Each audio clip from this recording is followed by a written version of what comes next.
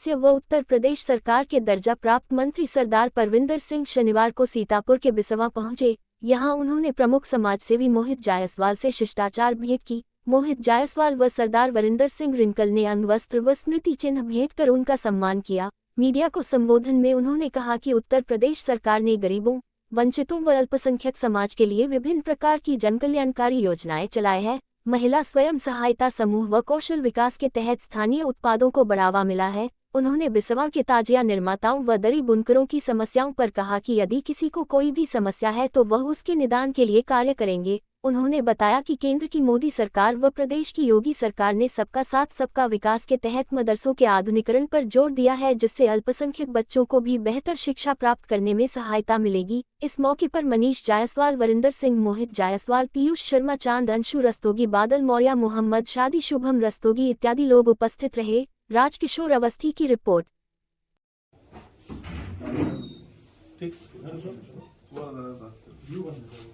आयोग के सदस्य हैं, बिसवा में ताजिएदार हैं जो सालों भर बांस की खपच्ची कागज से अपना ताजिए का निर्माण करते हैं जी। और ऑल ओवर इंडिया कह सकते हैं, पूरे भारतवर्ष वो नेपाल और बाहर भी जाते हैं ताजिए जी।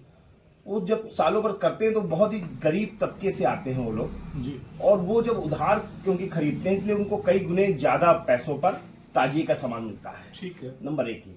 नंबर दो, हमारे यहाँ दरी के बुनकर महिलाएं हैं, घर घर दरी बुनती हैं, वो भी बहुत ही गरीब तबके से आती हैं। और उसमें कुछ चिकनकारी का काम होता है लखनऊ में, वो माल आता है यहाँ, बुनकर उसको बुनते हैं, लेकिन उसका सही पैसा नहीं उनको मिल पाता है। अगर आपके सरकार से कुछ उनकी ऋण की व्यवस्था हो जाए, क्या ऐसा कुछ पॉलिसी है या कुछ आने का आप मोदी जी से या योगी जी से कहेंगे? देखिए, उत्तर प्रदेश सरकार और भारत सरकार ने विभिन्न प्रकार के योजनाएं गरीबों, शोषितों और अल्पसंख्यक समुदाय के लिए भी चला रखी है।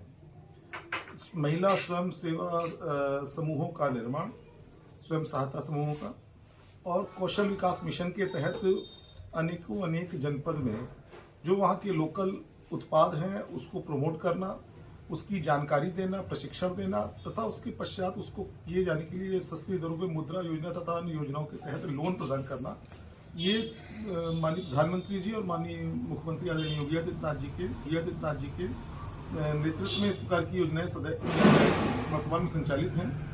फिर भी बिसवा का जिस प्रकार से आपने ताजिएदारों का बात बताई और महिलाओं की बात बताई, मैं निवेदन करूंगा यहाँ के जितने भी बुद्धिजीवी वर्ग हैं, अगर वो किसी प्रकार की कोई समस्या लिखित में माननीय मुख्यमंत्री के नेतृत्व में उसका निराकरण कराने का कार्य करेंगे।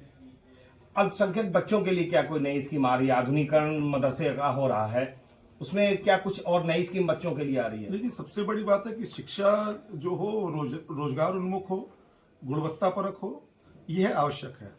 सिर्फ दीनी तालीम से कार्य नहीं चलेगा, इसलिए माननीय प्रधानमंत्री जी ने नारा दिया कि एक हाथ में कुरान तो एक हाथ में कंप्यूटर होना चाहिए। उसी को आगे बढ़ाते हुए मॉडर्नाइजेशन के मदरसों की कंप्यूटर की शिक्षा देना, वहाँ तालीम देना। इसके साथ साथ एनसीईआरटी का पाठ्यक्रम उत्तर प्रदेश के मदरसों में लागू किया गया है। मदरसे के बच्चे जो कि दीनी तालीम हासिल करते थे, वो हमारे जब कक्षा 10 अथवा कक्षा 12 के बच्चों से उनका कंपैरिजन होता था तो वो उनके समक्ष नहीं ठहर पाते थे।